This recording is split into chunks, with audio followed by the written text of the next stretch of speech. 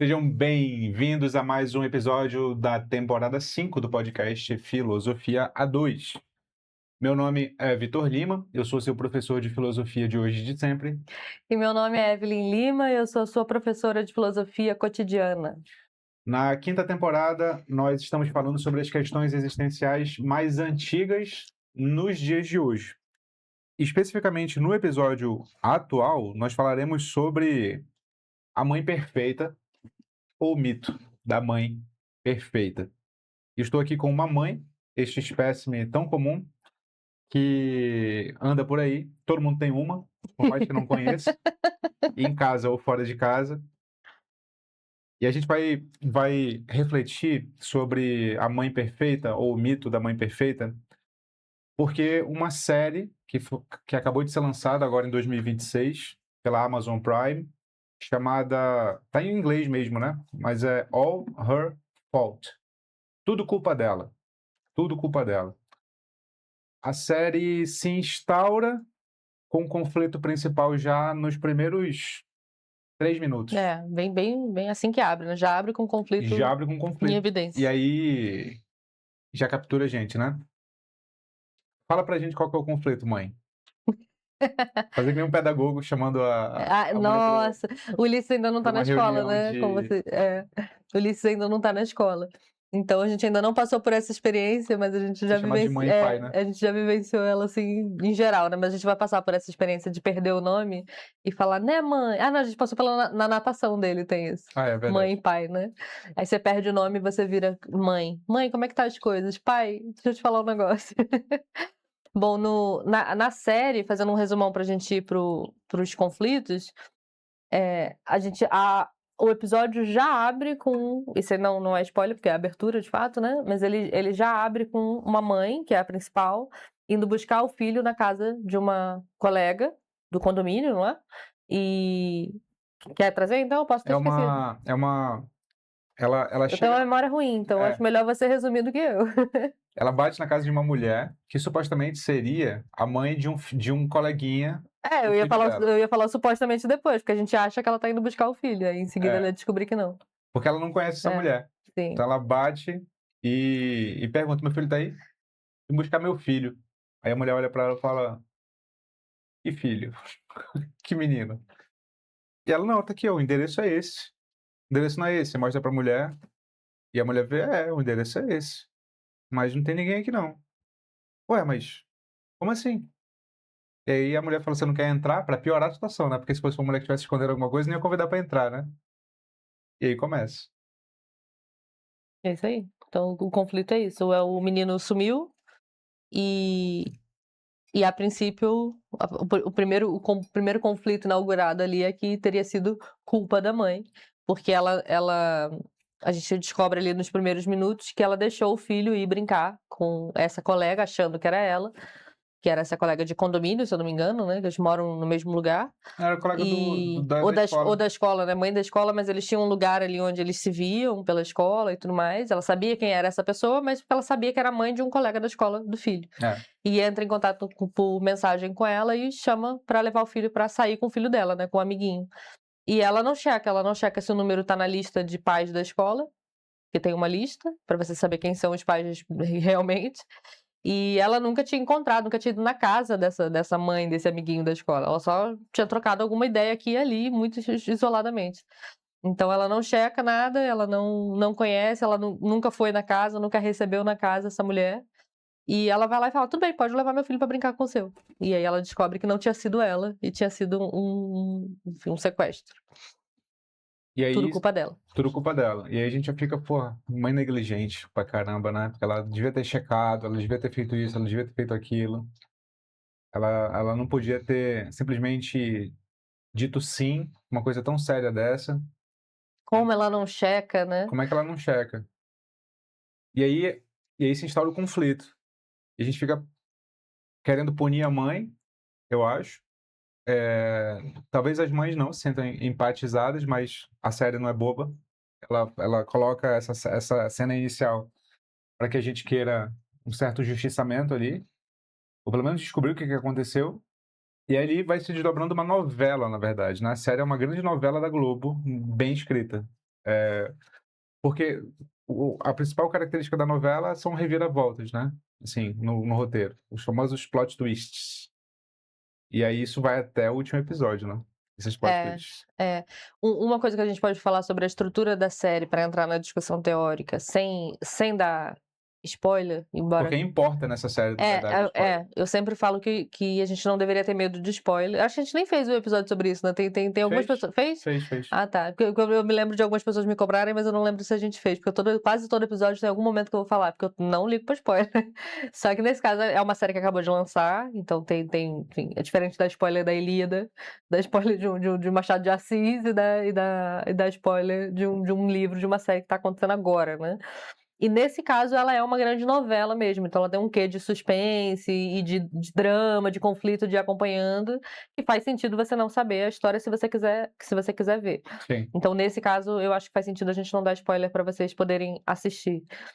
Mas tem um ponto que dá para falar sem dar o spoiler, que é o nome da série é Tudo Culpa Dela.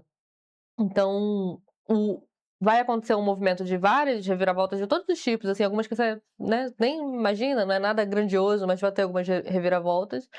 E o interessante vai ser que a gente vai transitando entre quem é esse ela do Tudo Culpa. Vai. Mas é ela, né? Então a gente vai movimentando a série e os conflitos vão se desenvolvendo e os personagens vão se desenvolvendo e os temas que estão envolvidos para a gente refletir vão se desenvolvendo, mudando esse ela da frase. E a gente vai acompanhando quem é esse ela até a gente chegar lá no final e descobrir o que é culpa de fato, né? De quem. E todos esses elas são mães, né? Porque o conflito central é o sumiço do moleque lá. E vai. São mães ou estão envolvidas com crianças de algum modo. Exatamente. E aí, a pergunta inicial para inaugurar um bloco 1, dado o contexto aqui da série, é por que a culpa recai automaticamente sobre a mãe? Por que a culpa recai automaticamente sobre a mãe? É uma pergunta para mim. É. Bom, dá para abordar isso de diferentes perspectivas, mas a que eu acho que é mais relevante da gente pensar não é nem filosófica, é social, de fato, é sociológica. Sim. A a Tudo recai, em geral, sobre a mãe, porque a gente tem uma expectativa social de um papel que deve ser cumprido por essa figura, que é a mãe. E isso a gente tem um aspecto biológico relevante de amamentação, de cuidado, que faz com que a gente entenda a mãe como essa proteção do filho, principalmente ali nos primeiros meses de vida. Mas esse aspecto ele está reforçado num papel social muito muito relevante. É muito comum, quem for mãe aqui vai se identificar, que se você tiver numa, sei lá, numa reunião 8 horas da noite, vão perguntar: "Seu filho ficou com quem?" E aí você pensa: "Com o pai? Com a avó? Sei lá, com alguém." E aí, em seguida, vem um elogio pro pai. Oh, nossa, ele ajuda. E se for o pai, é ótimo. "Ah, que legal, ele ficou." Aí você pensa: "Ué, ele não é o pai." Mas enfim, e essa pergunta, para dar o exemplo do porquê que, além do papel biológico, esse papel social é um reforço muito gigante para a gente entender ela como uma grande responsável, a figura da mãe, é que se um pai tá às 8 horas da noite na reunião, essa pergunta não virá: "Ah, o seu filho ficou com quem uma hora dessa? Ele tá sozinho? Ele tá bem? Tem alguém para ficar com ele?" Porque, os papéis esperados são do trabalho com uma figura, do cuidado com a outra. Então, quando a do cuidado sai para o trabalho, por exemplo, ou sai para qualquer outra situação, fica explícito para quem está vendo de fora que faltou alguém lá no cuidado. Então, a transição não é automática, né? A substituição não é automática. Então, eh, qual que era a sua pergunta mesmo? Por que a culpa sempre recai automaticamente sobre a mãe?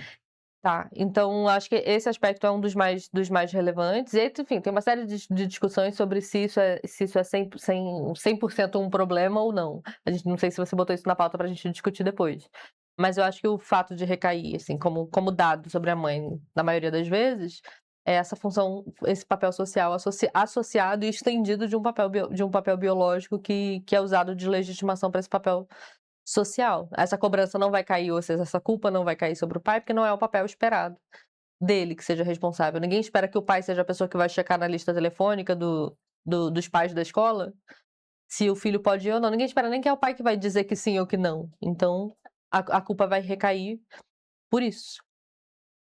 E esse é o dado sociológico, e aí se a gente quiser investigar filosoficamente, a gente vai ter que... Na verdade, eu acho que a resposta não é só filosófica, né, na investigação, ela é primeiramente sociológica. Por isso que eu falei, acho que o papel principal da discussão é mais sociológico. E quando a Simone de Beauvoir vai lá escrever O Segundo Sexo, ela faz uma investigação que, do ponto de vista dela, porque ela é uma filósofa, é filosófica, mas a discussão envolve antropologia, sociologia, história. Então ela vai fazer uma espécie de cronologia dos papéis sociais ocupados pelas mulheres e tal. E dá pra gente ir por aí, pra gente tentar entender por que a mãe ficou com esse papel. Boa, traz aí a Simone pra gente, então. Eu acho que a tese principal da Simone de Beauvoir é que a mulher tem sua identidade construída como o outro da relação. Sim. Essa é a tese principal do livro e ela vai desenvolvendo isso ao longo do livro. Mulher é o outro do homem, né? É o outro do homem. É o outro do homem. Desde o mito cristão fundamental, Adão e Eva, a mulher vem de uma parte do homem, É verdade. até passando pela psicanálise, a mulher é aquela que não tem um falo, a quem falta alguma coisa. Então a mulher é sempre uma parte retirada do principal ou alguém em quem está faltando algo. Então ela está sempre utilizada ali para assessorar o principal. Por trás de todo grande homem tem uma grande mulher. Então até para elogiar a mulher, ela é elogiada como alguém dos bastidores. Alguém que suporta, que não te suporta, porque suporta parece que é outro sentido, mas alguém que dá a base para que o homem brilhe, né? E em formação de identidade, e aí tem filosofia do Hegel a Freud aí, a formação de identidade sempre se dá por meio de uma dualidade. É sempre em resposta a alguém que se forma a identidade. Eu reajo a você e a partir dessa reação eu vou formando o que eu acho, o que eu quero e tal, tal, tal. Uhum. Da perspectiva da minha identidade, tudo é outro. O que a Simone de Beauvoir faz é, se a gente pensasse em termos da civilização ocidental e até da mundial, acho que ela estende a tese dela. Se a gente pensasse que existe a formação de identidade, quem a gente pensaria que é o outro dessa formação de identidade? Primeiro vamos pensar quem que é o sujeito. O sujeito é aquele que ganha o mundo, é aquele que se destaca, é aquele que tem uma vontade, que tem uma consciência, que tem uma responsabilidade. Toda vez que você pensa nesse sujeito, vem na sua cabeça a figura antropológica, sociológica de quem? De um homem. É um teste social que é... Imagina um hospital. Gabriel, vamos fazer esse teste com você. Não sei se... Sobrou pro Gabriel. Talvez vocês não tenham ouvido esse teste. E não tem resposta certa, tá? Não é para você acertar. É só para você me dizer o que veio na sua cabeça. Tem um hospital que é o hospital mais bem sucedido da cidade. Digamos que lá em São Paulo é o Albert Einstein. É o Hospital Albert Einstein. Eu quero que você pense na pessoa que trabalha com medicina, ou seja, ela é formada em medicina, ela é uma pessoa médica. Quero que você pense nessa pessoa e eu quero que você me diga quem apareceu na sua cabeça. Eu digo a pessoa formada em medicina que trabalha no Albert Einstein mais competente. Quem você pensa? Tu imaginou o quê? Que figura? Descreva. Como De é que ele, jaleco? como é que ele é? parece? Vai descrevendo ele um pouco. Moreno, alto, com cabelo igual o seu, assim. Botadinho. É, Um cirurgião moreno, alto, com cabelo mais ou menos igual ao meu. Boa. Imaginou um homem. Sacou? Podia ser uma mulher. Mas não tem nada de certo ou errado nisso. A gente só tá mexendo com como é que o imaginário captura a gente antes mesmo da gente pensar, pô. Até porque é relevante falar que imaginário não é individual, né? Não é Então, individual, assim, exatamente. não é culpa do indivíduo Não é que culpa- imagina uma coisa. Exato. Se ele imagina uma coisa automaticamente, é porque a gente tem uma imagem na cabeça social, não é um indivíduo. Você pensou no homem, você pensou no homem, numa você é mulher. machista. automaticamente. Machista pensou no homem. Não é Tem nada a assim. Mas é a imagem. Eu pensaria muito, provavelmente, ainda mais da forma como você descreveu, né? É. Um cargo alto. Né? Eu sou gestora, mas ainda assim a imagem que me viria à O cabeça. cargo mais alto da Se nossa você empresa é falasse seu. automaticamente, você acha quem é que é, eu muito provavelmente ia falar É. um homem. Automaticamente. Viria a imagem automática, mesmo assim, de tão mais forte que é a imagem social do que a individual, ou até a prática, no caso aqui, quem gere sou eu, e ainda assim, muito provavelmente eu falaria um homem num cargo de A gestão, gente é de sócio uma aqui, clínica e tudo mas o mais. sócio não necessariamente exerce o cargo mais alto. Né? Sócio não A exerce o Gabi cargo mais alto. mesmo manda no Vitor. Exerce um cargo mais alto que o meu na empresa. É isso. Mas é super normal, né? O dono da empresa não necessariamente exerce cargos na empresa. Mas ainda assim, o imaginário que vem na maioria das exatamente. vezes vai ser isso. Mesmo que a sua prática seja.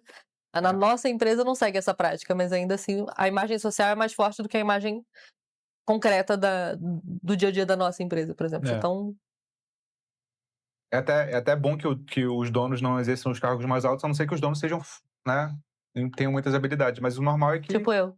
a gente contrate pessoas melhores que a gente, né? Sim. É assim que empresas saudáveis funcionam, contratando gente melhor que a gente, em várias áreas. Então, é um pouco essa a explicação que a Beauvoir traz. O homem é aquele que encarna a identidade.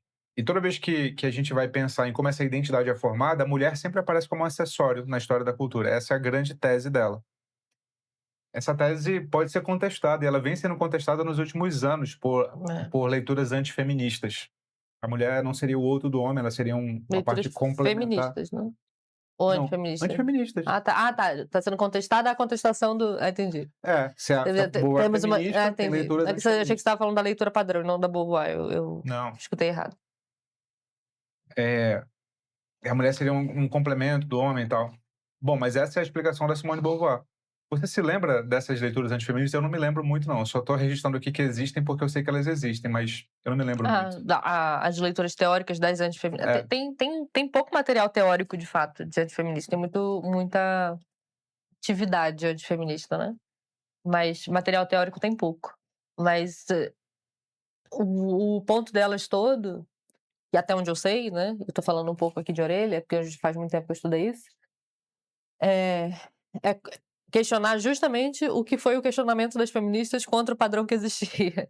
Então a gente tinha um padrão de interpretação social e filosófica da mulher, porque tem um lado filosófico também associado ao instinto, à natureza, do que seria o papel da mulher na sociedade, mas não do ponto de vista sociológico só. E aí a gente tem alguns movimentos feministas de várias ondas, mas nesse papel específico que vai questionar isso como natural, e vai dizer não é natural. É construída essa coisa de que a mulher cumpre este papel, ou de que a mulher deve estar no âmbito doméstico, né? Não é verdade. E aí a gente vai ter um resgate das antifeministas, é dizer que, na verdade, esse questionamento não faz sentido. E que, de fato, existe uma divisão dos dois papéis, fundamentado, segundo elas, ou na biologia, então vai ter um resgate do papel biológico como o papel essencial para dizer quais são os papéis sociais, que é o questionamento das feministas. O papel biológico existe, mas não necessariamente ele ocupa o lugar que se diz ocupar na divisão social das coisas. Elas vão dizer, não, ocupa sim. Então, se mãe pare, se mãe amamenta, se mãe faz tudo isso, então isso torna óbvio que o papel da mãe com o filho, social, é outro. Então, a mescla entre papel biológico e social volta a ser mais intrincada, assim, mais junta. E a ideia de que a mulher sofre coisas também é questionada. Então, a gente precisa do movimento feminista porque, dado que o sujeito da sociedade é o homem, que ele domina, que ele impera, que ele ocupa o poder de alguma forma, e que ele não está no âmbito doméstico, mas no âmbito de poder público, então as mulheres sofrem coisas. Elas sofrem violências porque os homens acreditam que o poder é deles. Elas sofrem com não poder sair de um âmbito que não é o que elas desejam, já que se questiona que isso não seria natural, desejar estar em casa, por exemplo. Não em casa, literalmente em casa, né? Mas no âmbito doméstico. E elas sofrem porque elas não vão conseguir sair desse âmbito. Então, há diversos tipos de sofrimento. Elas não estão em cargos de poder porque entende-se que esse não é o ambiente onde a mulher deveria estar. E por aí vai, de coisas mais simples a coisas mais pesadas, né, como violências e tudo mais.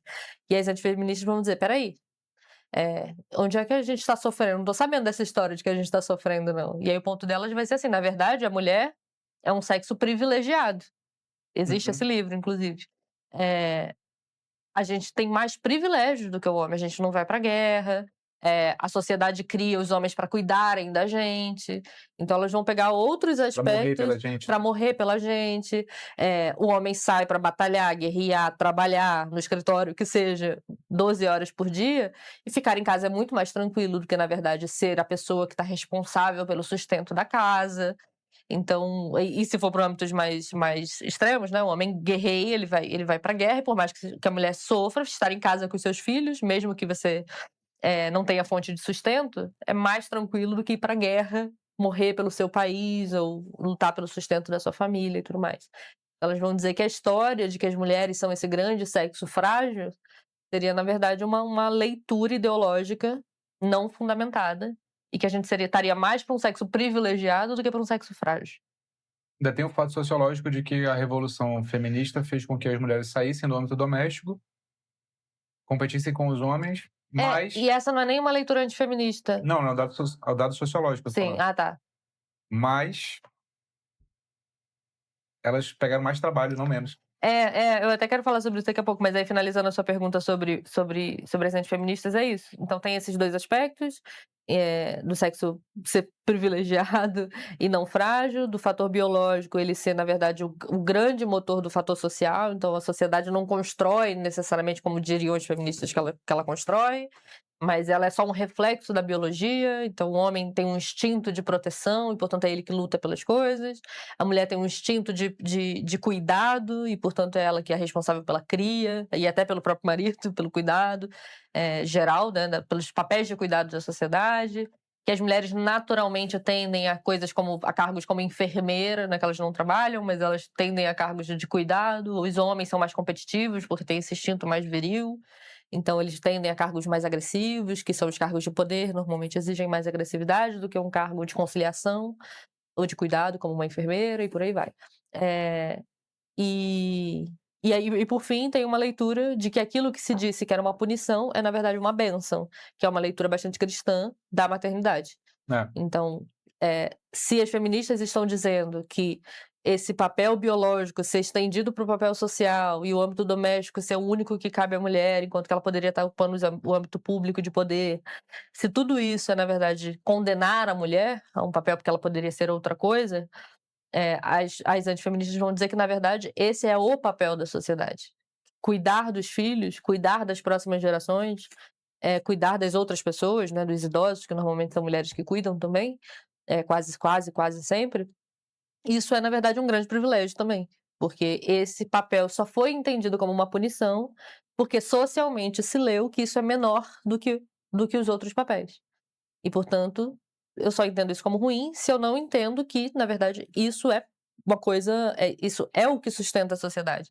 Então, dar base na leitura cristã, a mulher ela é responsável pela base da família e automaticamente pela base da sociedade também, né? Se eu expando para o social. Dar a base, dar esse sustento, ser esse pilar de sustentação para que todo mundo fique bem e possa exercer os seus papéis, no caso da sociedade, para que os homens estejam bem e possam exercer o poder, isso é, na verdade, um grande papel heróico. Então a mulher, ela a ser mãe sai de ser uma punição para ser um heroísmo. Eu sou mãe. Deixa eu pegar esse ponto, porque eu acho que é aí que dá pra ver uma concordância com a série. A gente vai para um bloco 2 que eu vou mudar aqui, porque foi bastante interessante que você colocou aí. Eu não vejo a série como antifeminista, é o contrário, eu acho que a série é bastante feminista, É, só que ela é bem escrita. é. Eu acho que ela não é Diferente- militante, mas acho que ela. Não, eu acho que ela é Os militante. tópicos são um tanto Eu feministas. acho que ela é militante. A única diferença que eu acho da série é que ela é bem escrita. Eu não acho que militância é contrário de má escrita. É Não, porque a gente teve não necessariamente. a gente tem experiências nos últimos anos que o pessoal de direita chama de cultura woke, que existe mesmo, assim, eu só não acho que é só de esquerda. Tem cultura woke de direita também. A cultura woke é a defesa de uma pauta identitária numa obra de arte. É isso. É, Então, é uma militância dentro da arte. quiser resumir em outros termos, uma assim, são militância artes dentro que da o arte. papel principal é a pauta pela qual se milita, Isso. seja ela qual for, né? E aí o grande representante da cultura woke de esquerda é a Disney, assim, tenho que contestar, as princesas da Qual Disney. é?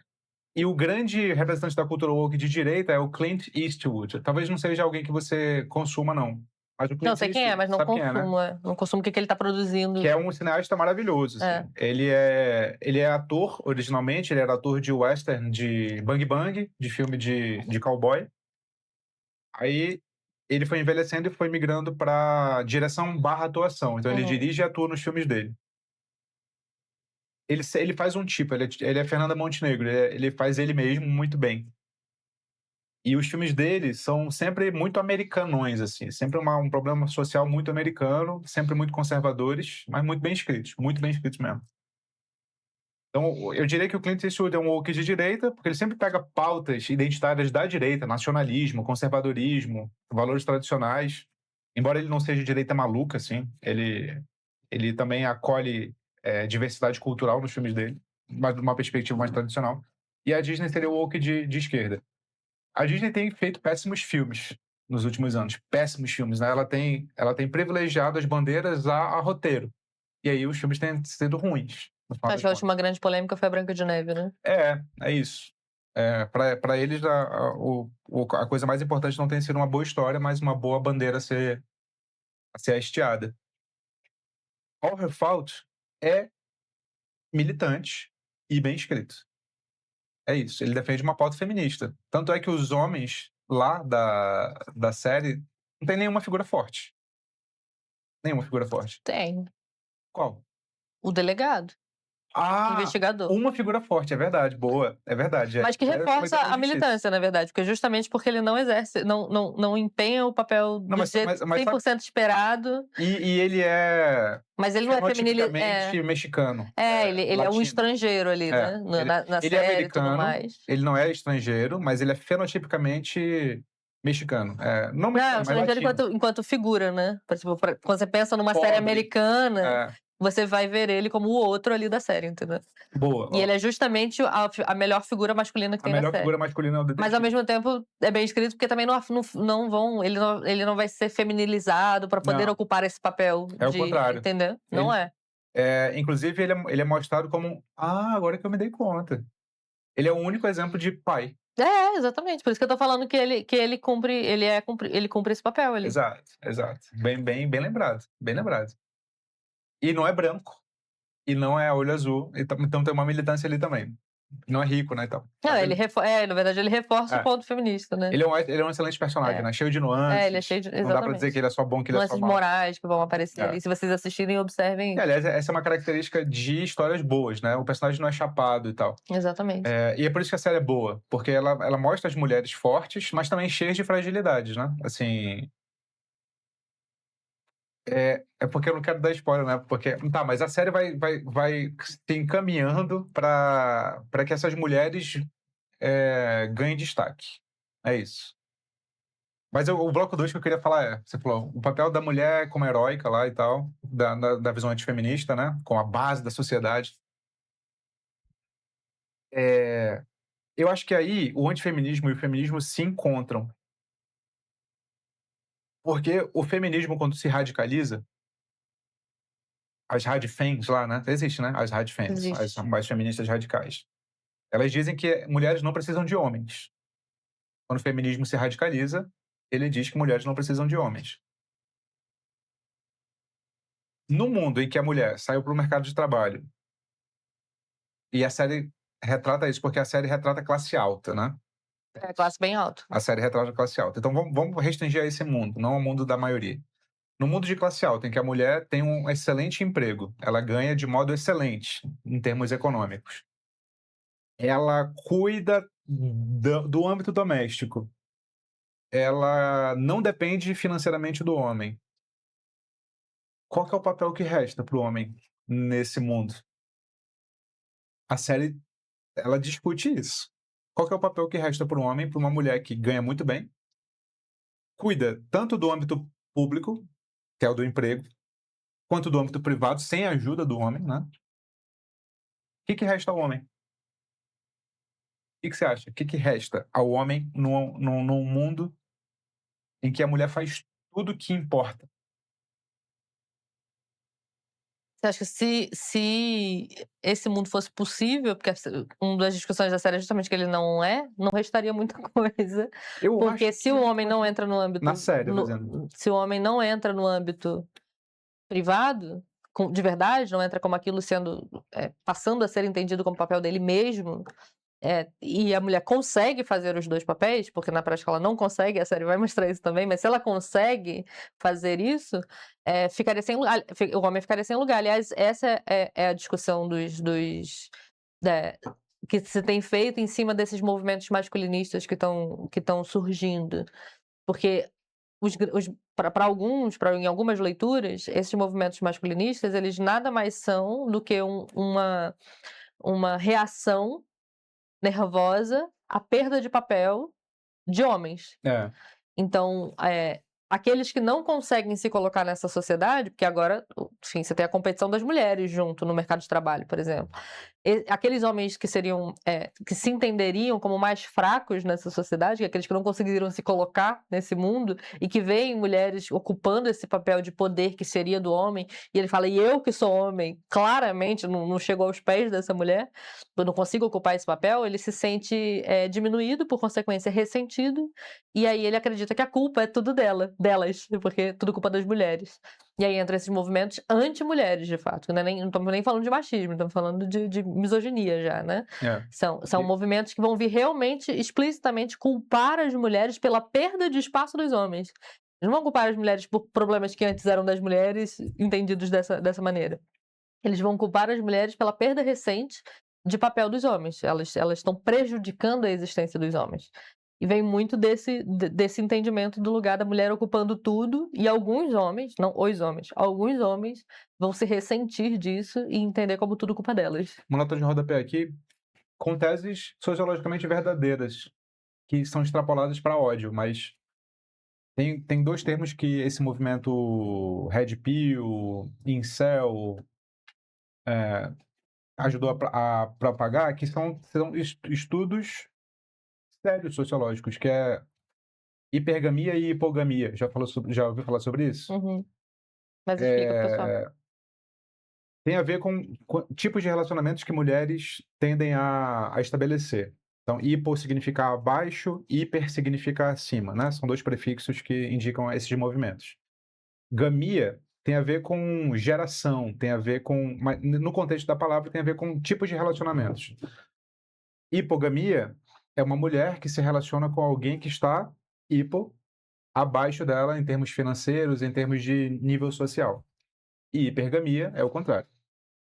Qual que é a tendência de uma mulher que ganha seu salário, ou seja, é independente em graus diferentes, financeiramente, de homens? Qual que é a tendência dela se relacionar com homens que ganhem menos ou com homens que ganhem mais? Não é uma lei da física, não é a lei da gravitação universal. Haverá mulheres que se relacionarão com homens que ganham menos. Mas agora em termos de compreensão social. O ponto tá aí. Essa mulher, ela vai ter menos pressão social ou mais pressão social sobre ela se ela se relacionar com um homem que ganha menos? Mais. Bem mais, né? Mas inclusive aí... do próprio homem, Sim, que não sim. vai aceitar que ela ganha mais. Os casos, como você falou, não é uma lei da física. Portanto, os casos das mulheres nessa situação, esse tipo de mulher, né, que tá nessa... Isso é um recorte, tá, gente? Fique claro. Esse tipo de mulher se relacionar com um cara que tem muito menos grana, que não ocupa o mesmo cargo de poder, o mesmo poder aquisitivo e tudo mais, acontece muito, esse casal vai ser julgado, na verdade, porque esse homem vai ser entendido como feminino, porque continua tendo um papel social esperado, mesmo que a gente entenda que as mulheres ocupem esse espaço, Sim. a expectativa social ainda tem essa divisão. Então, se você tem um homem que cuida da casa, porque a mulher ganha mais, isso é extremamente mal visto, na verdade. E em muitos casos, esse homem também vai ser ressentido, mesmo estando dentro desse relacionamento. Então, ele vai se sentir inferior, mal, quando acontece dessa divisão acontecer. Mas o ponto interessante disso é para a gente reforçar o quanto o papel social, às vezes, não acompanha o próprio movimento da sociedade. Porque o papel social ele é uma expectativa muito mais ampla, que fica implícita na nossa cabeça, não depende do indivíduo, é o fato que vira a imagem de um cirurgião homem, não de uma mulher, ou de um cargo de poder de uma multinacional, a gente imagina um homem, não uma mulher, mesmo que a sociedade esteja mudando, que tem muitas mulheres hoje em cargos de gestão, em cargos de poder e tudo mais. Ainda assim, o imaginário do papel social continua sendo dividido. A prática não. A prática, quer dizer, a prática ainda é, mas digo, bem menos. O papel social ainda é muito dividido. Isso que a gente estava discutindo agora é um reforço disso, porque a expectativa social continua sendo a mesma divisão de antes, mesmo que a sociedade mude. Então, qual que é o grande problema dessa divisão? Essa coisa de uma mulher que está no poder, ganha muito e bababá, bababá, bababá, nos dias de hoje, que acontece cada vez mais, embora ainda seja a minoria, acontece cada vez mais. Por que ela não pode se relacionar com um cara? Mas é isso que os Red Pills não vão discutir, a questão social. Por que ela não vai se relacionar com um cara mais pobre, que não tá no cargo de poder, que veio de uma família mais humilde que a dela e toda essa história? Porque a expectativa social ainda não acompanhou essa mudança.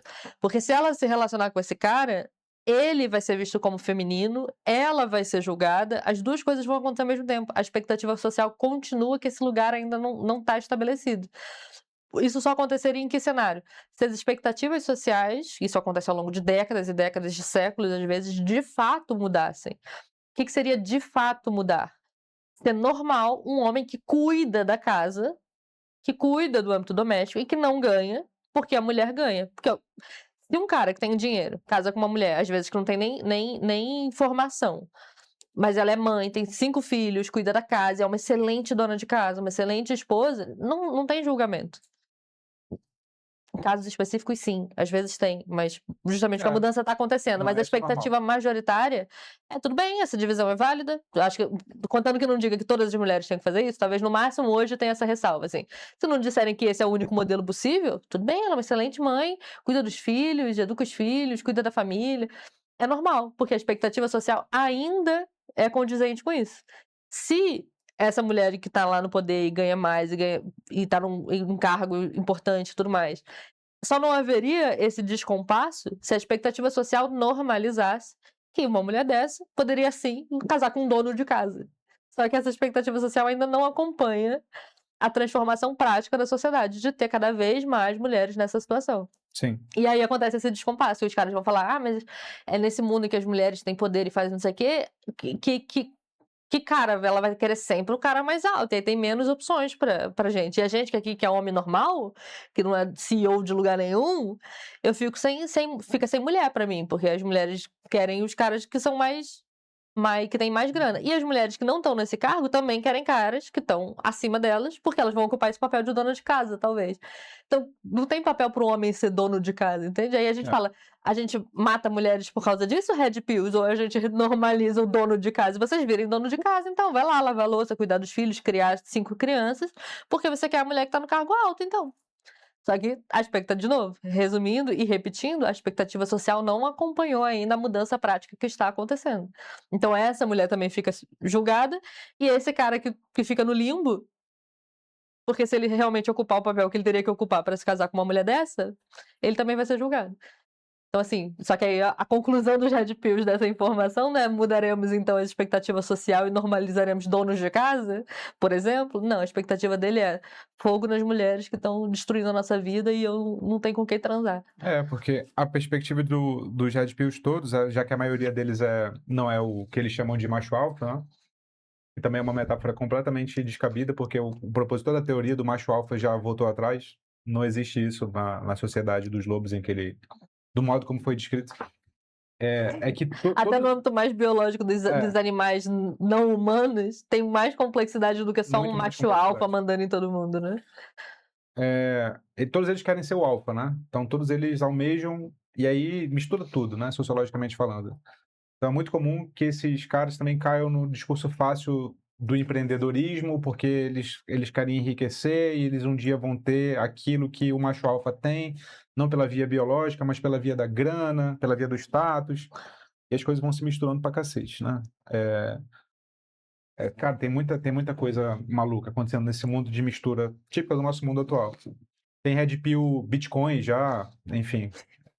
ver uma sociedade alternativa com base no Bitcoin, que é uma moeda descentralizada, que não vai ser fiscalizada pelo governo, e que aí não vão imperar as regras clássicas da sociedade, e que só vai... Enfim, tem uma mistura muito louca aí.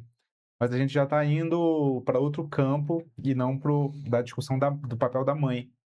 Mas entender o papel da mãe é entender como é que a sociedade mudou e entender qual que é o papel de expectativa das mulheres. Porque o papel da mãe não é um papel isolado na sociedade. É. O papel da mãe, portanto, a expectativa sobre o que é cumprir esse papel está associado com a expectativa sobre a mulher, a expectativa sobre o homem, sobre o papel que cabe a cada um, sobre esse tipo de julgamento. Então, se eu posso não me dedicar à maternidade 100% e ser a CEO, blá, blá, blá, e meu marido cuidar da casa? Não posso, entre muitas aspas. Não posso porque socialmente vai ter uma série de implicações. Vai. Então, o papel da mãe está associado a todos esses papéis, inclusive esse dos Red Pills achando que a consequência é uma que não é, entendeu? Deixa eu fazer um parêntese aqui, porque eu acho que um contra-argumento muito comum que pode surgir na cabeça das pessoas assistindo isso é balela, alguém poderia dizer, porque nada disso é forçado, não tem nenhuma lei que impeça a mulher de fazer tal coisa e tal, não sei o quê. E essa é um pensamento muito comum que vem na cabeça de pessoas que não estudam.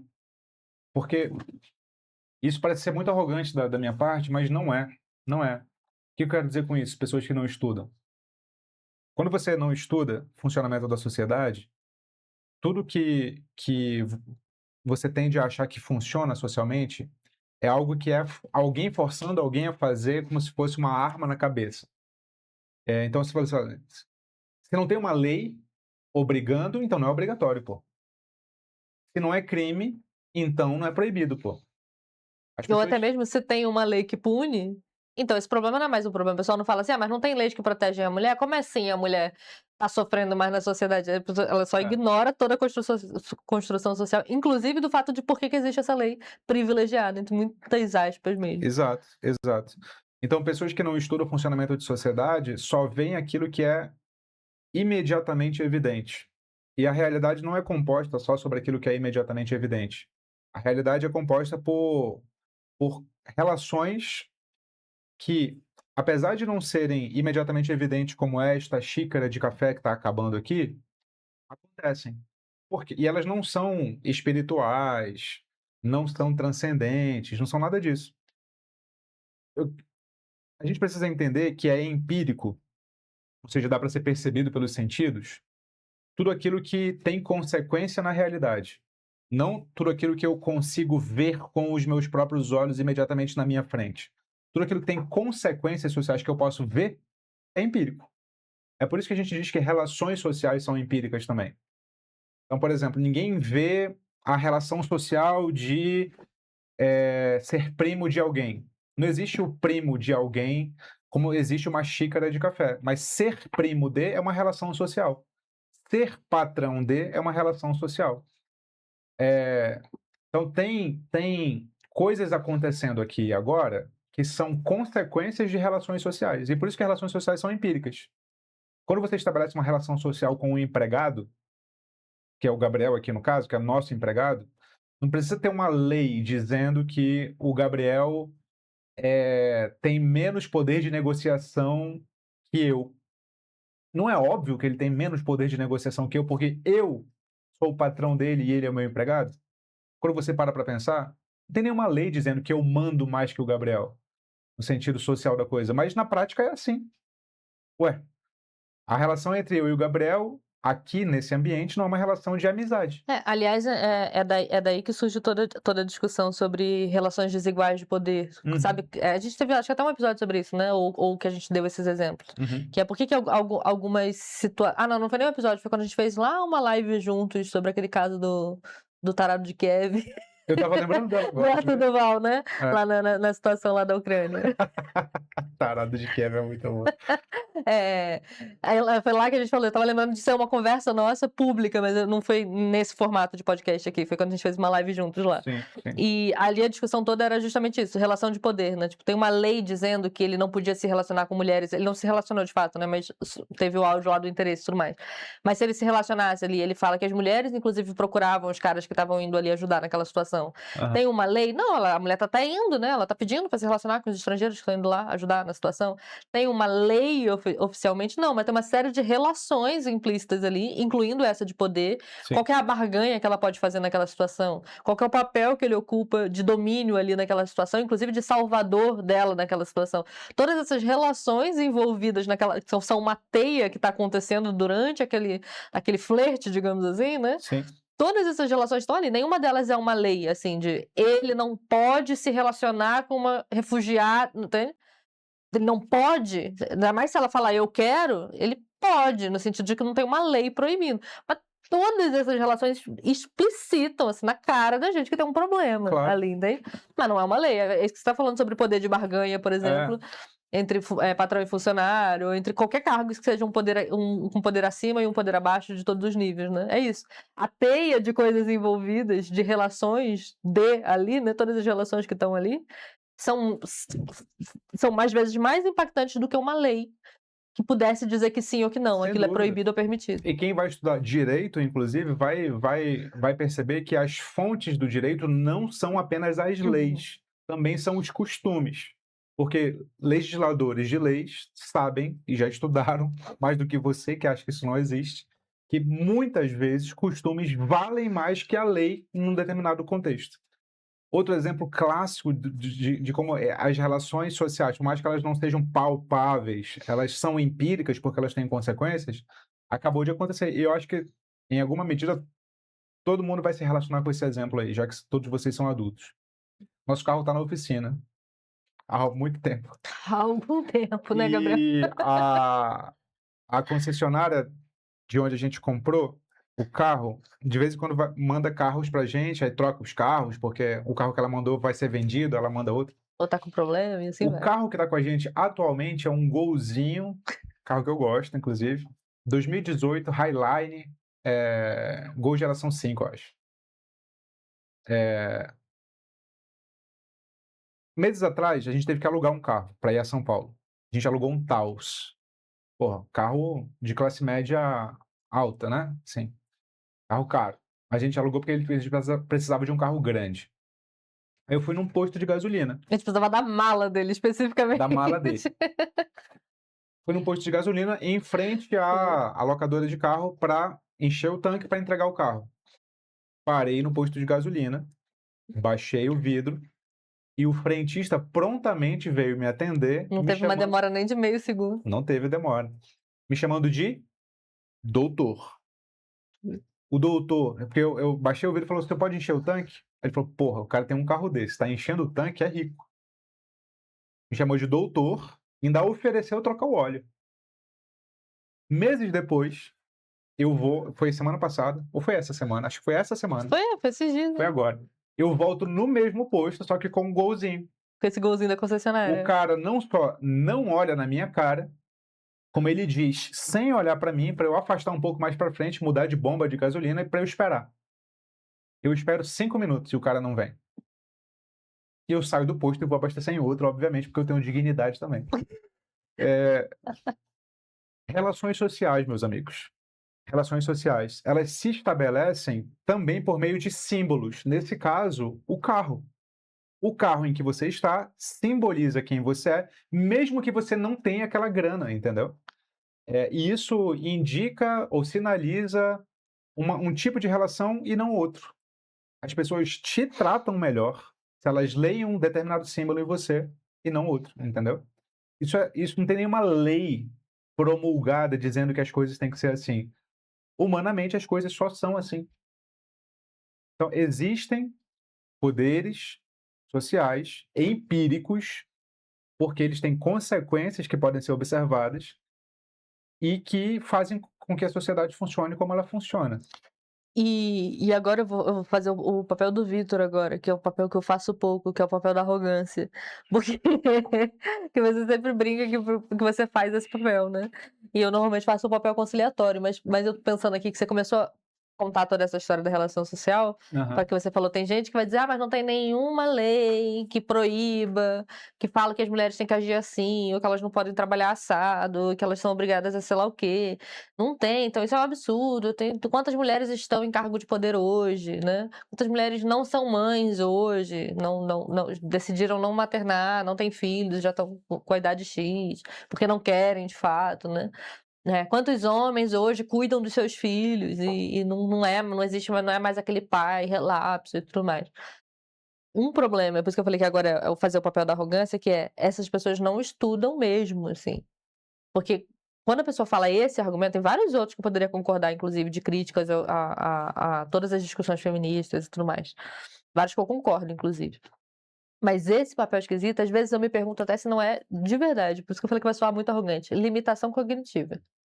Porque esse é um argumento que ignora tanta coisa, mas tanta coisa que para qualquer pessoa que liga A com B é óbvio, que chega a me dar um nervosinho, assim, é uma das poucas situações que eu acho que eu olho pra pessoa e falo: "Meu amigo, você é meio burro mesmo, assim, meio burro, meio burro". Na vida, não nesse assunto, você é meio burro. Porque normalmente quem defende esse assunto, quem defende esse argumento especificamente, são pessoas que vão defender coisas correlatas, assim, que é, por exemplo, eh, defen defender que falar assim: "Não, mas é que minha tia é CEO". Então, assim, as mulheres hoje, minha tia é CEO. As mulheres hoje, entende? Sim. Ou então, não vou tomar vacina, porque como é que pode dizer que funciona em 2 semanas? Ou e tem tantos outros argumentos. Normalmente, aí no caso mais extremo, chega até na terra plana, né. Porque qual que é o grande problema que eu falo que parece limitação cognitiva? Todos esses argumentos, do mais extremo como a terra plana, até coisas como isso, minha tia, então as mulheres, são argumentos que partem de uma dificuldade de entender conceitos que são científicos, são de um estudo científico, melhor dizendo. São Sim. estudos científicos, que é você conseguir entender como que se faz uma pesquisa, é você conseguir entender como que se faz uma pesquisa social, que tem suas características, como que se argumento típico desse raciocínio, é virar e falar assim: porque 20% da sociedade blá, blá, blá. Aí a pessoa fala assim: "Ninguém nunca me perguntou o que eu penso. Nunca bateu um agente do IBGE na minha casa.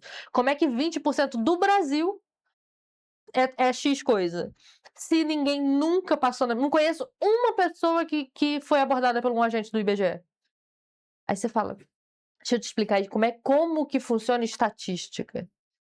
Entendeu porque eu falei que às vezes parece um pouco de limitação cognitiva? Porque todos esses argumentos em diferentes graus, a dificuldade deles é entender como que a gente chega a determinadas conclusões, que é nada mais do que uma questão metodológica. Hum. Eles não entendem como que se forma estatística, eles não entendem como que são feitos diferentes estudos científicos, no caso da vacina, por exemplo, ou como que se chega a uma conclusão para uma coisa que você não pode como é que se conta estrela, como que se conclui alguma coisa sobre um planeta.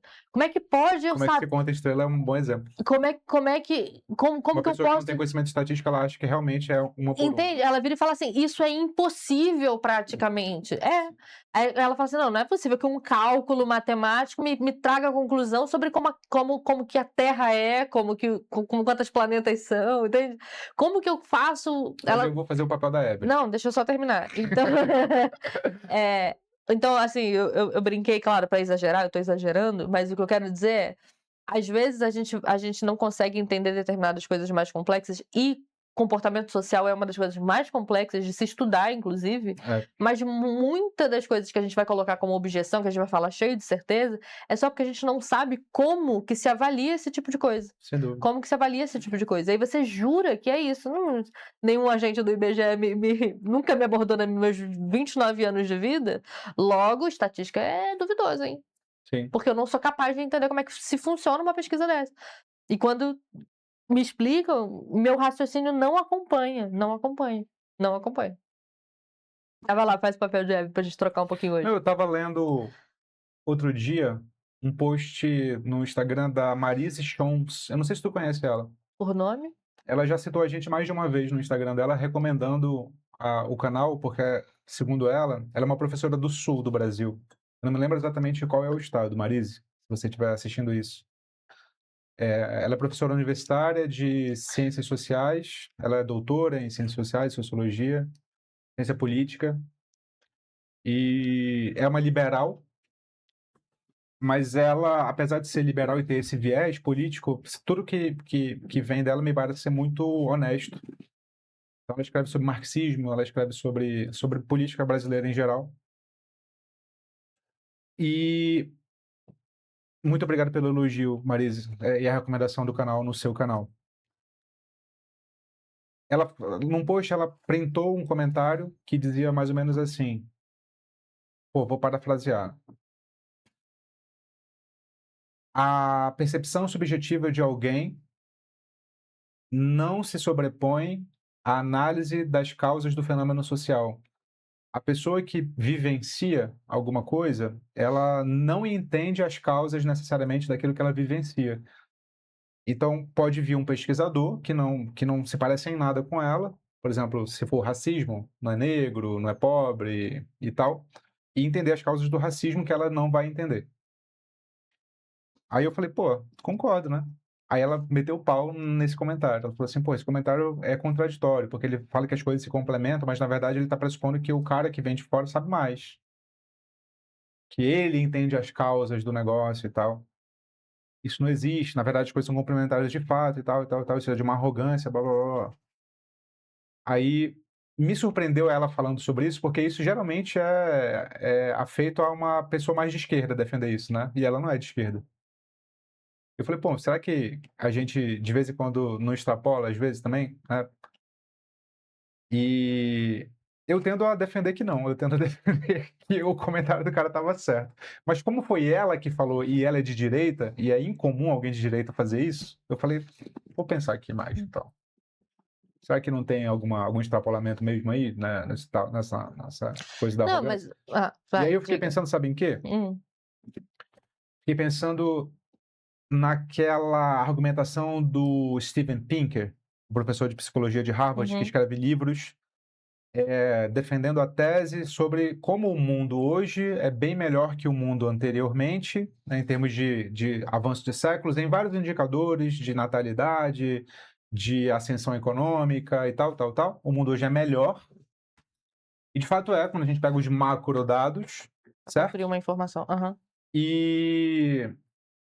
Mas, quando a gente vai assim, pô, beleza, o mundo melhorou, né? Assim, poxa, as pessoas têm mais condições de vida agora, as classes médias, poxa, são equivalentes ao que os antigos descreviam como seria a vida dos deuses, né? Esse é um argumento que surge e é verdadeiro.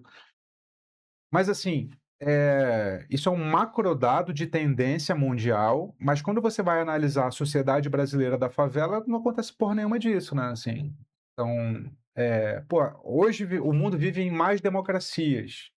E aí vem o Jones Manuel, com toda a razão do mundo, que vem da favela da Borborema, lá do Recife, que é filho de empregada doméstica, e fala assim, meu amigo, democracia não existe lá em Borborema não, cara. Assim, não existe democracia lá. Assim, eu tenho mais chance de morrer na prática do que você, pela cor da minha pele. Assim, eu tive menos oportunidade que você por vários motivos. Assim, então, tendência macro é uma coisa, tendência micro é outra.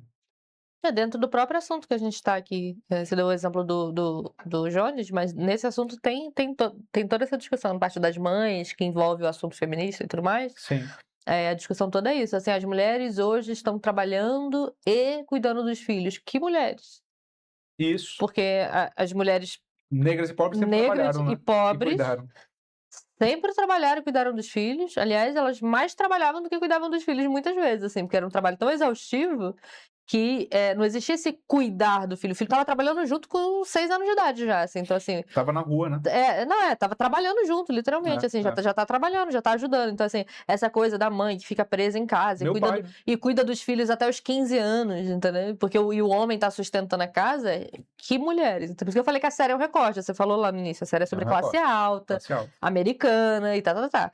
Porque, assim, né, é isso. Que mulher vive esse grande conflito hoje de, ai meu Deus, eu ocupo os 2 lugares, casa e trabalho. Nossa, como é difícil.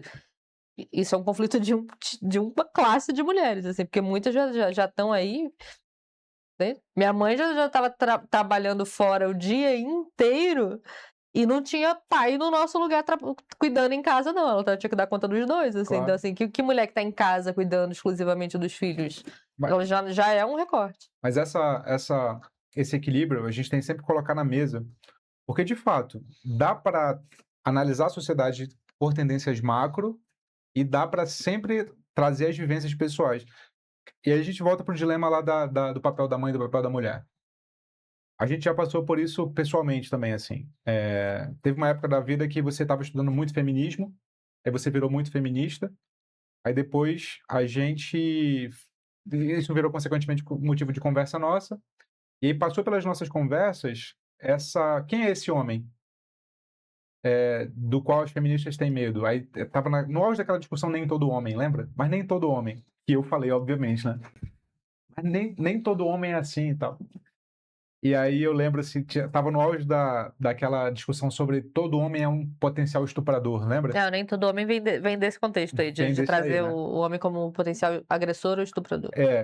E aí eu falei, cara, mas porra, jura que eu acredito que a tendência macro é essa. Não sei se foi esses os termos que eu usei, mas jura que você vai partir do pressuposto de que eu sou esse homem e desconsiderar que eu também sou um indivíduo? E que a gente tem uma história, não sei o que, não sei o que, não sei o que. Eu acho que é aí o encontro do nosso exemplo pessoal que essas coisas precisam ser nuançadas, né? É verdade que homens estupram, que tem uma tendência de feminicídio, que não sei o que, não sei o que, não sei o que. Mas é verdade que a sua relação com o seu marido, com o seu namorado aí, é uma relação também única. Que pega esses traços gerais, mas também tem coisas que só são daí. Só são daí. Mas é por isso que eu falei lá, brinquei com a arrogância da limitação cognitiva, porque, assim, até em estudos rigorosos, que não são o caso dos estudos sociais, né? Estudos físicos, enfim, todos os estudos que a gente considera mais precisos do que um estudo social. Não rigorosos, o pessoal vai chiar aí, mais precisos. Não, é nesse sentido, né? Qual que é o termo que todo mundo usa? Porque ele já extrapolou o campo dos estudos, a gente usa para falar de coisas normais. A exceção confirma a regra.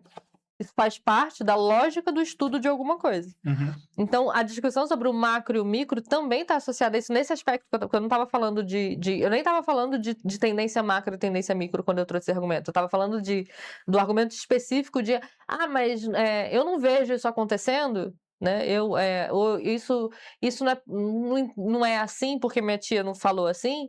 E você deslegitimar o macro porque você acha que você não viu, quando na verdade você só não entendeu porque que, inclusive, o seu caso não desconfirma o que está sendo dito no macro. Sim. Isso é metodológico. Eu preciso saber como é que se estuda, como é que se conclui coisas, como é que se infere coisas, como é que se chega a conclusões precisas sobre coisas, em todos os tipos de conclusões.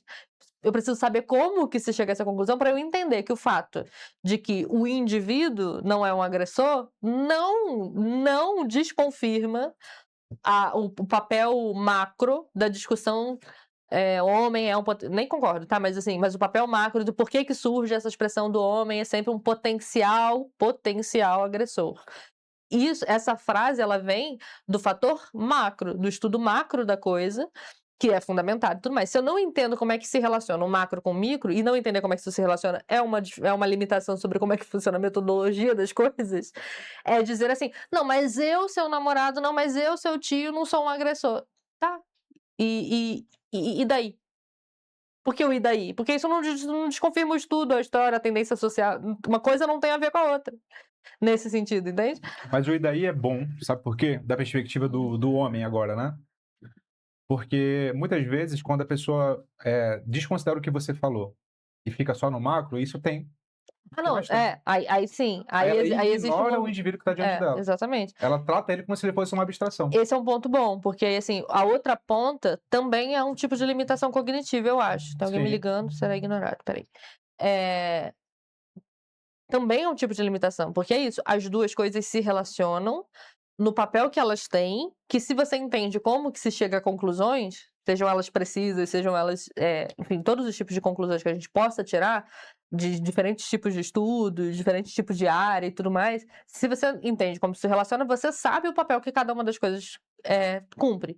E você sabe por que que o indivíduo não desconfirma a regra, você sabe por que que a gente fala em tendência macro social, por exemplo, quando fala das mulheres que estão entrando no mercado de trabalho hoje, esse é um grande conflito, e você fala assim, mas as mulheres negras e pobres sempre estiveram nesse papel. Sim, se você liga A com B, você já considera isso quando faz essa análise, entende? Aí existem os dois campos, vai ter quem vai falar, não, mas minha tia, e achar que por isso mulheres não sofrem na sociedade, porque a minha tia gosta de ser mãe e dona de casa, então mulheres são mães e donas de casa, porque minha tia gosta. E vai ter outra pessoa que vai pro macro, como, por exemplo, todo homem é um potencial estuprador, e ela realmente vai odiar homens, todos os indivíduos. Então, assim, os dois campos, para mim, estão na mesma limitação cognitiva de como se chega a conclusões das coisas e como se analisa coisas de diferentes áreas. Sim. A limitação é a mesma, só que uma vai para a tendência do macro sobre o micro e a outra vai achar que tudo que ela não vê, não entende, não faz, não existe. E as conclusões são falsas porque é isso, porque o agente do IBGE nunca bateu na porta dela em 50 anos de vida. Logo, pesquisas do IBGE não fazem sentido. Pesquisas de sociedade não fazem sentido. Mas vocês estão falando sobre isso, mas não dizem como é que a gente aprende sobre isso. Vocês aprendem sobre isso no Núcleo de Formação Filosófica, que é a nossa escola de filosofia. Boa. E como a gente lá acredita que filosofia não é apenas sobre filosofia, nós temos trilhas de formação dos pensamentos dos filósofos, mas também nós temos trilhas de argumentação e raciocínio, a trilha de pensamento crítico. Nessa trilha, a gente fundamenta e explica, didaticamente, como sempre, o que significa raciocinar em termos estatísticos, o que significa raciocinar em termos dedutivos, como é que você pode raciocinar na prática, no seu cotidiano. Isso é a base para você entender como as ciências sociais e naturais funcionam. Então, para aprender tudo isso, o Núcleo de Formação Filosófica, que é quem patrocina o nosso podcast, cujo link está na descrição do vídeo, no primeiro comentário fixado também. Muito obrigada, patrocinador. Agora a gente vai se encaminhar para o fim do podcast. A gente pode voltar. Eu saí do roteiro completamente porque o nosso papo Não, a foi gente pra ficou outra no direção. tópico 1, criou 5 tópicos além, Não, o 2 e o 3 a gente O não 1 abordou. foi por que a culpa automaticamente recai sobre a mulher.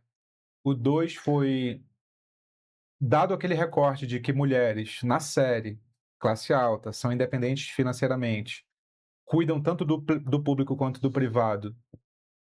Qual que é o papel que resta para os homens? E a gente pode terminar brevemente falando sobre a mãe, né? Ou seja, qual que é o papel da mãe, já que ela obviamente não será perfeita? O que resta para a mãe hoje? E aí, claro, a gente vai falar de uma perspectiva nada geral, porque nem tem teoria sobre isso ainda, eu acho. Não que a gente conheça, deve ter. Falando besteira aqui, sempre tem, né?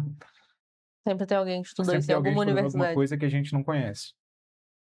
Mas qual que é o papel da mãe hoje? Quais são, para utilizar uma expressão que eu me lembro do nosso professor em comum utilizar, o Robson Guitarrari. Quais são os pratos que as mães têm que equilibrar hoje? Que a mãe tem que equilibrar hoje da sua perspectiva? Assim, fazendo recorte de novo, né? Se eu for pensar no meu recorte, então, enfim, mulheres com formação superior, que trabalham fora, que são mães, que estão na classe média e tudo mais, acho que vou falar dentro desse recorte, né? Dentro desse recorte, eu acho que enquadra exatamente o problema que a gente mencionou rapidamente aqui. Quem fala muito sobre isso é a Vera Iaconelli, que é uma psicanalista famosa na internet por falar sobre o papel da mãe, especificamente, não das mulheres só, mas da mãe. Fala a Já Vera discussão. Iaconelli na internet, o pessoal vai ficar Não, falei que ela chateado. ficou famosa na internet por causa desse assunto, entendeu? Então, e é na internet que eu digo que ela faz muito podcast, participa, faz um podcast, então ela está Mas ela produzindo tem na uma produção internet. de livros bastante Não, interessante sim, também, né? sim. Eu tô falando do que projetou ela hoje. Ela é conhecida na internet por isso, não que ela é conhecida por isso em todos os âmbitos, né? Essa é a grande pesquisa dela e a contribuição que ela tem feito de livros e de produções pela internet, de fato, né? Ela tem um podcast, se eu não me engano. Ela fala sobre isso num dos livros que me fugiu completamente o nome aqui agora, que eu li um tempo atrás. Pesquisa aí, Gabriel, pra gente. Vera e a Conelli, livro. Ela tem um monte, mas aí você me fala os primeiros que aparecerem. E eu tenho ele aí, mas me deu um branco total do nome do livro. Eu lembro dela falar nesse livro um ponto, talvez você tenha trazido isso, porque na época do livro, inclusive, eu te falei sobre isso. Foi.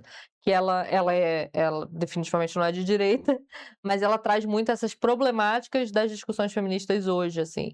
Acho que ela nem fala em termos de discussões feministas, mas de discussões sobre conquistas das mulheres e as suas implicações e os seus pontos que ficaram de lado, as suas consequências e tudo mais, e recorta muitas vezes isso para o papel da mãe. Sim. E nesse livro específico, daqui a pouco o Gabriel fala alguns ali, eu vejo se eu lembro qual é, ela vai trazer o ponto que você trouxe hoje mais cedo, que é... Tem um grande problema que a gente foi lutando muito pela saída da mulher. Um dos movimentos feministas lutou muito pela saída da mulher do âmbito privado para entrar nesse âmbito público, que o trabalho ocupa por excelência, assim. E só que o que eu falei, a expectativa social não acompanhou, né? Não. Então a gente mudou a possibilidade da mulher entrar no mercado de trabalho, mas a gente não conseguiu mudar a expectativa social.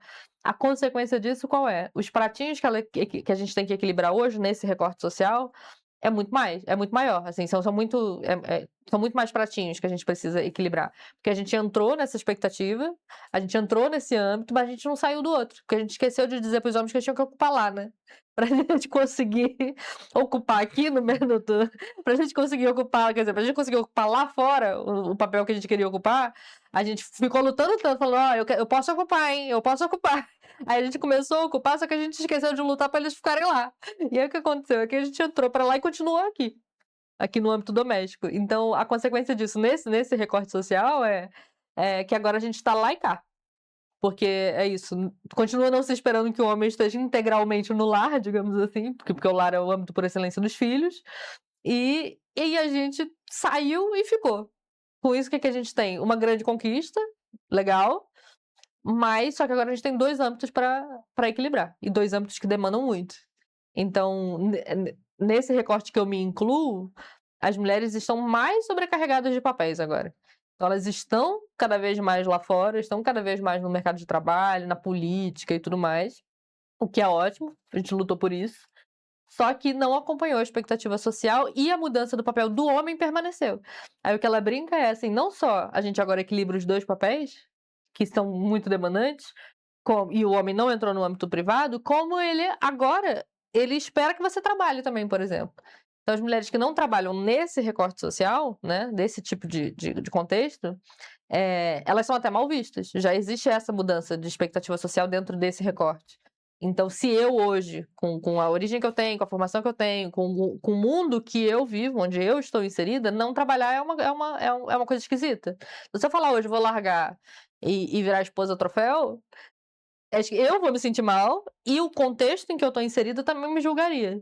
Então eu não posso só falar assim, não, acho que tá muito cansativo, vou virar só dona de casa e mãe. Só entre muitas aspas. Só porque é isso, eu vou tirar o papel de fora de casa, que é um a mais. Não é só no sentido de menosprezo. Não é só no sentido de que eu tô tirando um e deixando tirar um. todas as outras funções e ficar apenas com essas duas. Só nesse sentido. Se eu tô falando que a gente tá ocupando 3 papéis, eu tirei 2, eu fiquei com só um. Mas não quer dizer que ele dá menos trabalho, quer dizer só que ele é 1 em vez de 3. Mas ele dá menos trabalho do que juntar ele com os outros. Exatamente. Ele dá menos trabalho do que conciliar 3 papéis, né? E não que ele dá menos trabalho do que só trabalhar fora, né? Se eu tirasse o de casa e falasse vou só trabalhar, também é um só. Nesse sentido, tá, gente? Conseguiu então, ver? Diga, eu termino já. Fala quais são, pra ver se eu lembro. Análise, felicidade ordinária, criar filhos no século XXI, manifesto antimaterialista. É esse, antimaternalista. É esse. Manifesto antimaternalista. Manifesto antimaterialista. O nome é ótimo. Peraí, deixa eu falar isso de novo. Não é manifesto antimaterialista, é antimaternalista. Isso, que já... É um livrinho fino que a gente vai colocar certamente para você... Nem tão fino, não. Um livrinho de 200 páginas. 200 páginas? É fino, né? Não, é porque a gente fala normalmente fininho, o pessoal imagina aqueles que é tipo livretinho, sabe? Eu acho que agora o YouTube... Acho não, tenho certeza. Já fiz isso em outros vídeos. O YouTube tem uma função de você ter um e-commerce aqui mesmo no YouTube.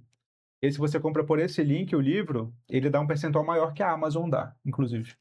Gostei. Então, você não paga nada a mais, mas a gente recebe uma comissão. Então, se você se interessou pelo livro, compra aqui embaixo no link.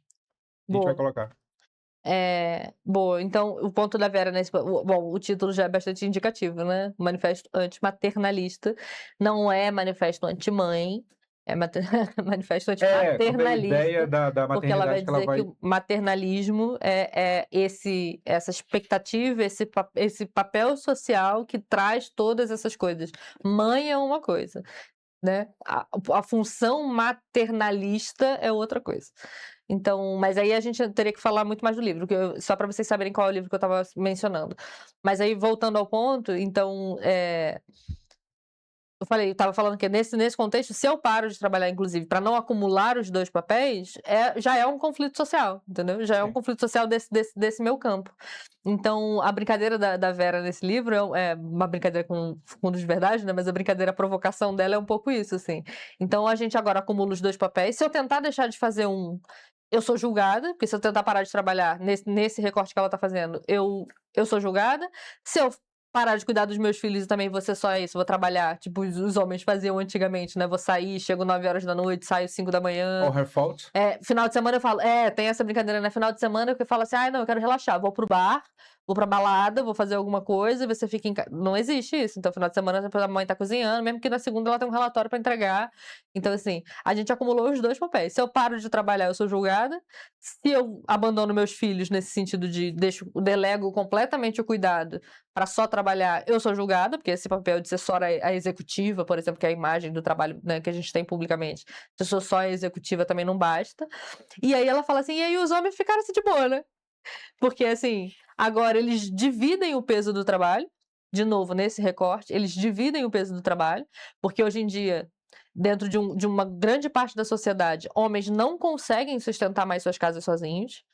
Então, é esperado que os dois trabalhem, porque financeiramente mesmo, assim, um homem não consegue levar para casa dinheiro suficiente para manter o padrão de vida que se espera daquele grupo. Então, ele precisa que a mulher trabalhe, mas ele não entrou em casa do mesmo modo que a mulher continua em casa.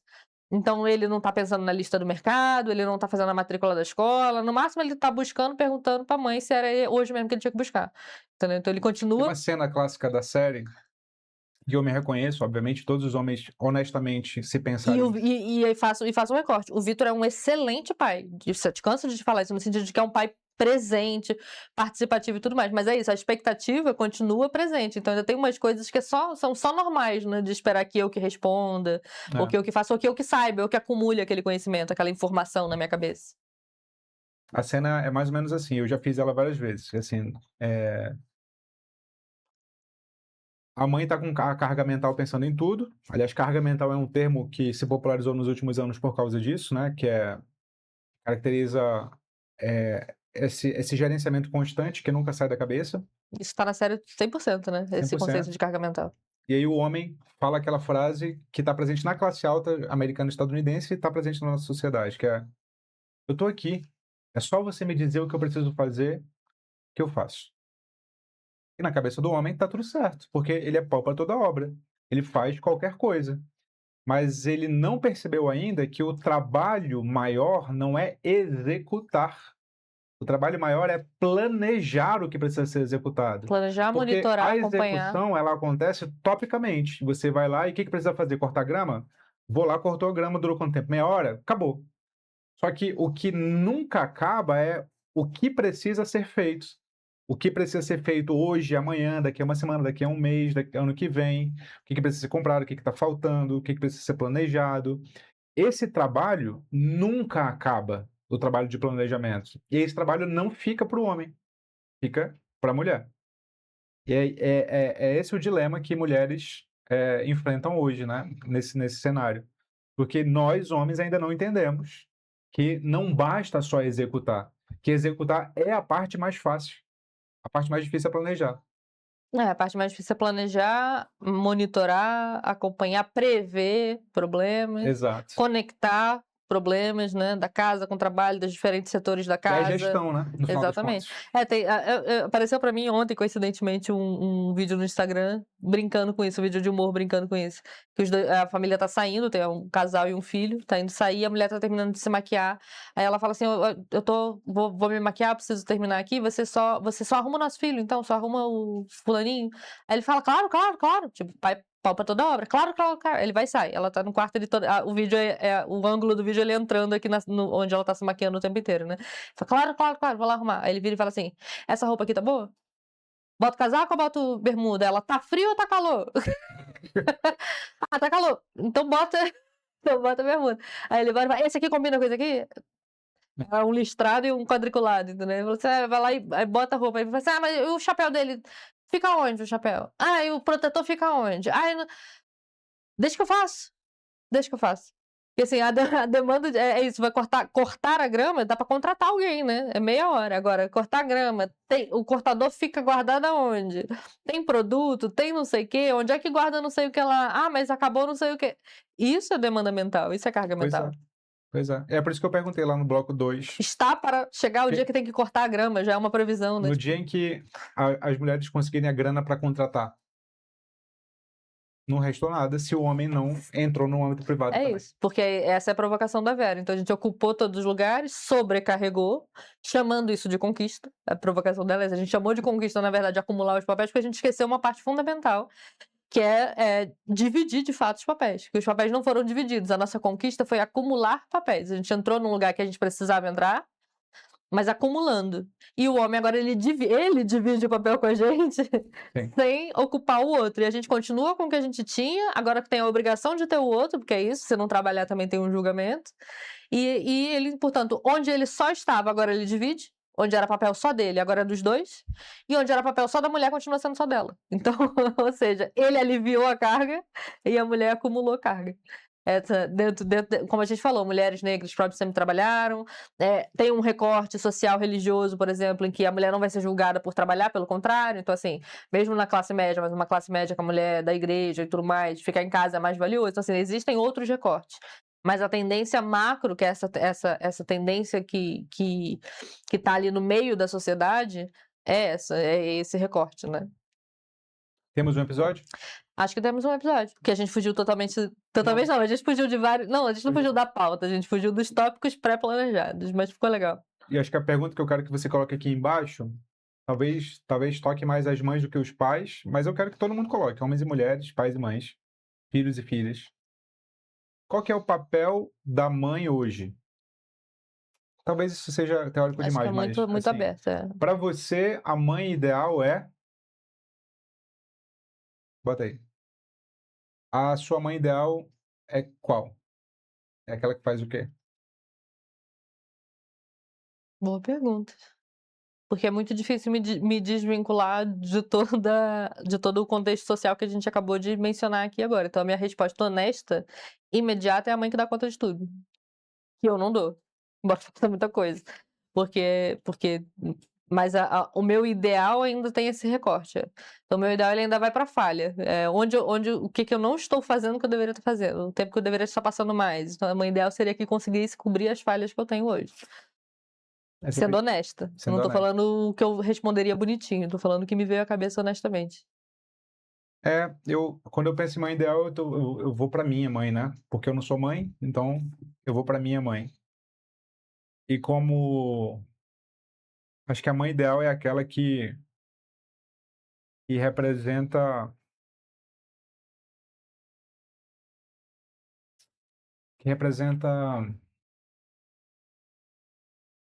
a palavra que está martelando é confiança e aconchego pro filho. Assim, é aquela que a gente pode abraçar e por um momento se imaginar protegido como a gente se sentia na infância. Acho que esse é o ideal que eu tenho de mãe. O seu ideal foi o ideal o seu ideal passa pela visão de filho, né? Passa pela visão de Porque filho. quando você pergunta o ideal de mãe para uma mãe, ela pensa no que ela tem que exercer. Exato. Quando você pergunta o ideal de mãe para um homem, ele vai falar aquilo que exerceram sobre ele. Exato. Então coloca aí, qual que é o seu ideal de mãe? Muitas vezes o ideal de mãe que você tem não é o da sua mãe. E tá tudo certo. Mas eu queria saber. É isso. Temos um episódio. Temos um episódio. Como sempre, não se esqueça, você é o que pensa. Fique com Sócrates. Tchau, tchau.